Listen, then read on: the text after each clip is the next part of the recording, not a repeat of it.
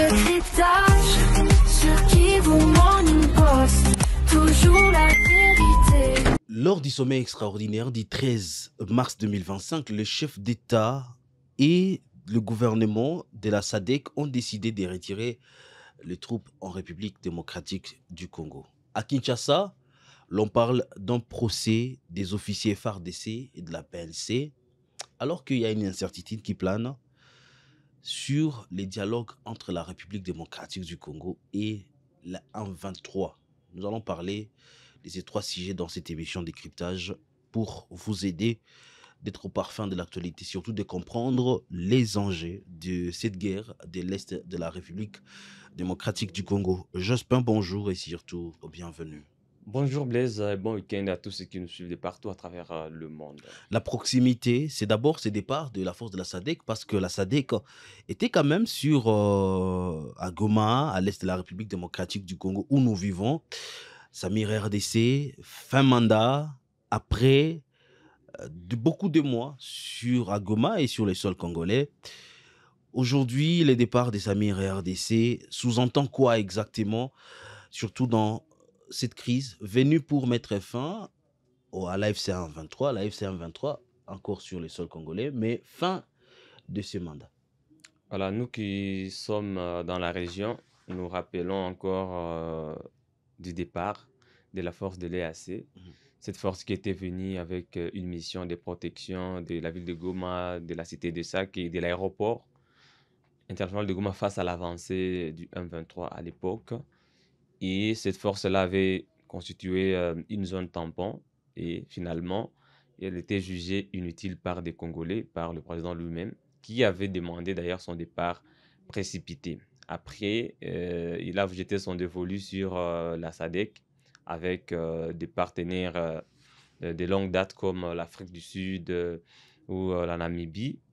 Aujourd'hui, cette force aussi a été défaillante parce qu'elle n'a pas su mener sa mission à bout, qui est également aussi de protéger la ville de Goma d'abord, la cité de Sac et en péril, parce qu'il faut noter que cette force était venue quand Retour était déjà occupé par le 23 et une bonne partie aussi de Massissi. Nous devons quand même noter que cette force a mené des combats dans la ville de Goma parce qu'il y a eu aussi des pertes enregistrées, notamment 14 militaires sud-africains qui sont décédés sur le front de Goma. Cette force a engagé des combats aux côtés des FARDC lors de la prise de Goma, mais quand même, elle n'a pas pu être à la hauteur. Et c'est ce qui a été reconnu d'ailleurs par les chefs d'État et de gouvernement des États de la SADC. Ces responsables, ces hauts responsables ont estimé que la gravité de la situation aujourd'hui, les territoires occupés par le M23 par rapport au nombre de militaires du M23, proportionnellement au nombre de militaires de la SADC, qui n'étaient pas vraiment à la hauteur de continuer à rester sur le sol congolais. Comme ce n'était pas une force d'observation, comme c'était le cas peut-être pour la force de l'EAC, comme ce n'était pas une force qui vient constituer des zones tampons, c'est une force offensive, il faudrait qu'elle puisse se retourner. Chaque troupe dans son pays, les Sud-Africains, une bonne partie sont déjà partis d'ailleurs. Vous étiez là, je pense, j'espère, même si on n'avait pas parti et on a demandé à la presse de ne pas filmer.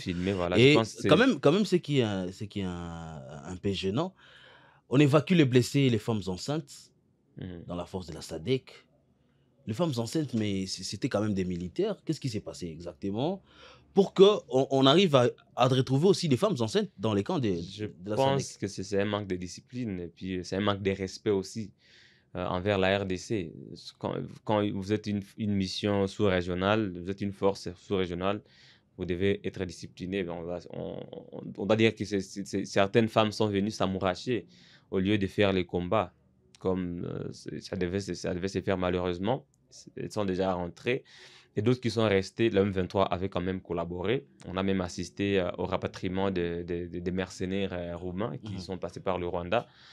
Le M23 a facilité ce départ-là. Nous espérons qu'aujourd'hui, ceux qui sont restés à Goma, qui avaient déjà placé des signes d'inoffensivité vont devoir partir parce qu'ils ne sont pas des prisonniers quand même du M23 pour rester à Goma. Ces militaires doivent rentrer comme la SADC vient déjà de l'acter. Mais quand même, il faut dire que c'est une perte pour la RDC parce que c'est autant de moyens déboursés. Ils avaient un quartier général IP à Goma. Mhm. Ils se promenaient avec des voitures, des lits de luxe et tout.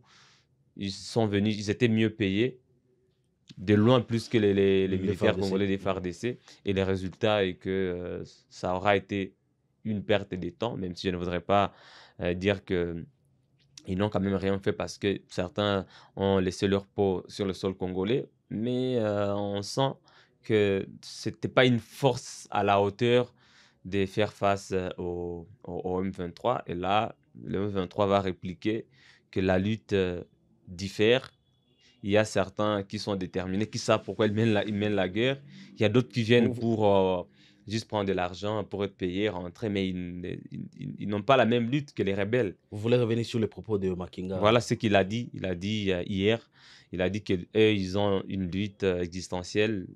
Ils militent parce qu'ils pensent qu'ils sont sur leur sol. Ils doivent combattre la discrimination, le tribalisme et tout. Mener une lutte existentielle, soit avoir la victoire, soit disparaître. C'est que le chef d'état-major du M23 a dit. On se rend compte que pour les autres militaires, c'est une question de chef d'État, de la sous-région. Ils doivent se mettre d'accord. C'est la politique pure qui guide cette force sur le sol congolais. Malheureusement, eh ben, leur passage n'aura pas été vraiment très salutaire sur le sol congolais.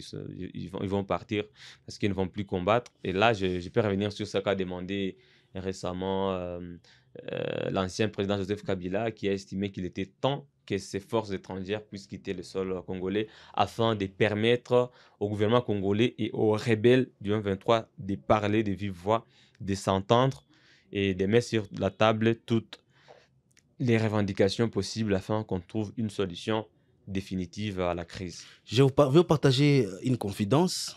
Mes câbles indiquent que la présence de la force de la SADC empêcherait l'ouverture de l'aéroport de Goma parce que vous savez, la SADC a quand même une artillerie lourde dans l'aéroport. Il y a des armes lourdes qui se retrouvent là-bas.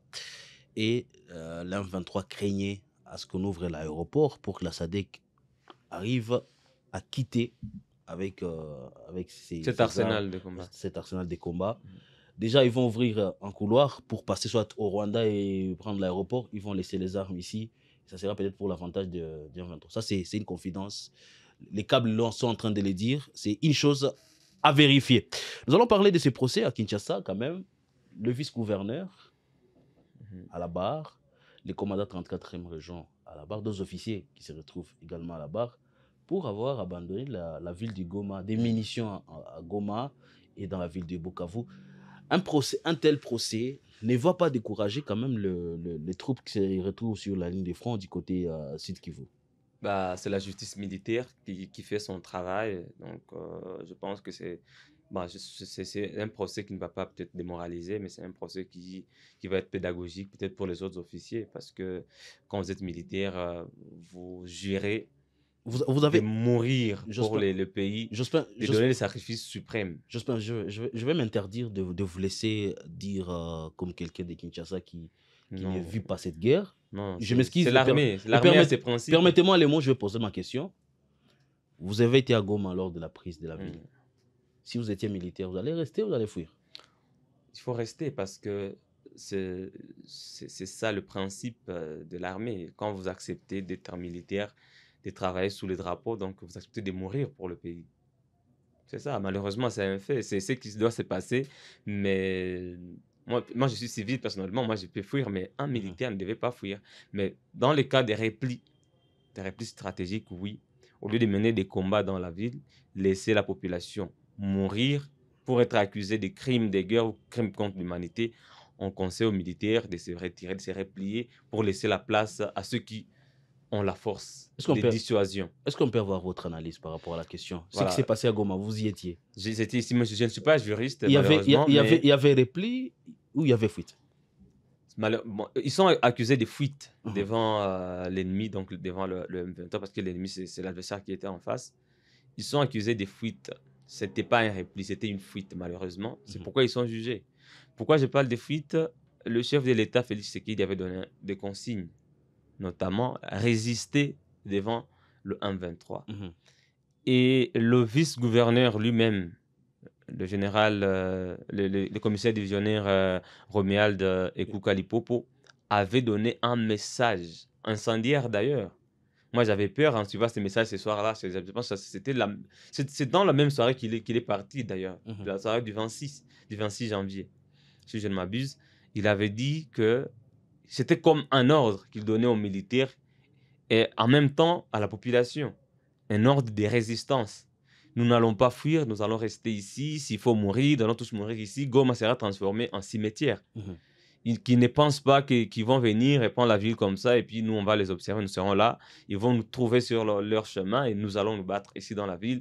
Population résister, militaire, personne ne va quitter la ville. C'est ça l'ordre qu'il avait donné. Et c'est l'ordre qu'il avait reçu de la hiérarchie. Malheureusement, selon les informations d'une des fois, dans la même soirée, ils ont pris, ou ils auraient pris des forces, euh, un appareil d'un opérateur économique de la ville, un hors-bord, au bord à bord duquel ils sont partis. Ils ont quitté la ville. Ils seraient passés par Bukavu. C'est pas lui-même. Donc, d'ailleurs, c'est le commandant de la 34e région militaire qui aurait facilité cette opération-là. Lui aussi, il est devant la barre aujourd'hui. Il y a les conseillers du gouvernement militaire en matière d'ordre civil, le général Dani également. Il y a un autre officier, le commandant de la 11e zone de défense, 11e brigade d'intervention rapide qui était dans la zone des sacs. Et lui également, ils sont à 5. Mhm. Pourquoi seulement eux? Moi, je pense que c'est le soubassement, peut-être cette vidéo-là qui circule. Parce que le vice-gouverneur aurait communiqué après une réunion de sécurité avec tous les hauts responsables de sécurité Qu'il dans la faut rester province, ici. qu'il fallait rester. Alors, Mais ils sont partis, ils ont laissé les militaires qui ont exécuté l'ordre est donné. Vous avez vu comment Goma s'est transformé en champ de bataille. mais Et à Câble, Bukavu, il y a eu mais Câble par indique contre également. repli. Il faut faire la nuance, Blaise. À Bukavu, il y a eu repli. Mais Câble, Jospin. Les militaires des FARC s'étaient repliés, s'étaient rétractés vers la plaine de la Ruzizi jusqu'à Ouvira. Mais à Goma, il y a eu résistance. Les militaires sont décédés dans la ville. Il y a eu des combats, des corps gisés partout. Mais Câble indique ceci, que la soirée du 26, il y a 2 bateaux au port Bisengimana qui sont en action et qui sont partis vers Bukavu, transportant des individus qui étaient transportés à bord de ces bateaux. Un couloir serait créé cette soirée-là pour permettre à ceux qui se retrouvaient dans la ville de Goma de partir, ça veut dire les officiers, de partir, et nous espérons que la justice va éclairer ces dossiers. Mais du côté M23 et le gouvernement congolais, il y a quand même cette confusion qui plane encore par rapport au dialogue. Oui, par rapport au dialogue, nous devons d'abord dire ici que c'est l'Angola qui a annoncé la tenue d'un dialogue entre Kinshasa et le M23 à partir du 18 mars. Le président, à travers sa porte-parole, Jonathan Salam, avait pris acte, mais avec des réserves évoquant le processus de Luanda, de Nairobi et la résolution 2773 des Nations Unies. Que demande cette résolution, c'est le retrait du M23 et la fin des hostilités. Mhm. Donc, cette résolution demande au M23 de mettre fin directement, immédiatement aux hostilités, de se retirer. Et le M23 répond, nous irons où? Nous sommes sur le sol, nous sommes chez nous, on n'ira nulle part. Ça, c'est d'abord le premier obstacle. Deuxièmement, le processus de Luanda met 2 acteurs en face, sur la même table. Le Rwanda et la RDC, Kinshasa et Kigali. Mhm. Dans ce processus, le M23 est considéré comme supplétif du Rwanda. Mhm. Et à ce sujet encore, un autre obstacle, le M23 dit nous sommes des Congolais, nous sommes un mouvement congolais, nous avons nos revendications. Nous menons une lutte existentielle, donc nous ne sommes pas associés au Rwanda. Vous avez suivi dans une interview le coordinateur de la FCM 23, Kodé Nanga, qui avait dit qu'il n'a jamais reçu un soutien du Rwanda, qu'il n'a jamais vu un seul militaire rwandais. parmi ces troupes. Ça, c'est notre obstacle. Et j'en parlais encore hier, quand on discute, il faut déjà que des équivoques pareils soient levés. Il faut que vous Alors, discutiez bien. mais la date est déjà fixée, c'est les 18. Mais est-ce que Tout ça aura commence le lieu? 18. Je ne crois pas. Mais quelle interprétation vous faites ou quelle analyse vous faites du communiqué d'hier, du 23, qui quand même donne des conditions? Il faut que Félix-Antoine Tshisekedi reconnaisse et puisse avoir la capacité de le dire ouvertement qu'il y aura des négociations entre le M23 et le gouvernement congolais. Voilà, et le M23 voulait avoir un interlocuteur sincère parce que le M23 ne va pas discuter, ne va pas dialoguer avec l'Angola. Le M23 va dialoguer avec Kinshasa. Donc il faudrait que Kinshasa d'abord réagisse favorablement à ce dialogue-là en des termes clairs, selon le communiqué du M23 bien sûr, et qu'il n'y ait pas de spéculation parce que jusque-là, d'abord, la première réaction de Kinshasa à travers Tina Salama, c'était que bon, nous prenons acte. Hier, c'est la présidence qui salue l'initiative de Joao Lorenzo en mentionnant le processus de paix de Luanda et de Nairobi. J'ai parlé du processus de Luanda. Le processus de Nairobi aussi met en place un cadre de dialogue entre des gouvernements congolais et des groupes armés locaux, nationaux. Et ces cadres-là mettaient ensemble tous les groupes armés, y compris ceux qui sont en train de combattre aujourd'hui contre le M23, les Wazalendo. Est-ce qu'ils seront encore là? Ils ne seront plus là parce qu'aujourd'hui, ils forment une coalition avec les FARDC. Donc, il y a beaucoup d'obstacles à ce dialogue si on reste sur le processus de Luanda et de Nairobi aujourd'hui. Le M23 voudrait avoir des discussions directes avec Kinshasa sans passer par le Rwanda, sans passer par des processus qui n'avaient pas apporté des solutions dans le passé. C'est pourquoi moi je disais peut-être le M23 pourrait, dans les sous-entendus, moi je vois peut-être que le cadre approprié serait maintenant ces pactes-là, ces pactes sociaux des évêques et des pasteurs de Sanko SCC, parce que c'est seulement le seul cadre aujourd'hui qui peut mettre tous les Congolais sur une même table, qui peut parler avec le M23 en face et les responsables de Kinshasa en face. Mais si nous restons dans ces confusions, des processus de Luanda, le M23 aujourd'hui qui demande à Kinshasa d'être clair, mais aussi le M23 dans ce communiqué mentionne qu'il n'a jamais été contacté formellement par l'Angola. Donc je ne sais pas si l'Angola a fait une fuite en avant, comment commencer à annoncer un dialogue alors que les parties n'ont pas encore été contactées. C'est là où ça pose problème. Et là, je suis dubitatif, Blaise. Je ne pense pas que ce dialogue aura lieu le 18 mars. Merci beaucoup, Jospin. Je vais aussi vous écouter, cher internaute, vous attendre en commentaire par rapport à ces trois sujets, le départ de la force de la SADC, le procès qui a commencé des officiers de la FARDC et de la police, mais également ces dialogues que nous attendons, en tout cas de pied ferme, le 18 mars. Merci d'avoir suivi ces décryptages. Portez-vous bien.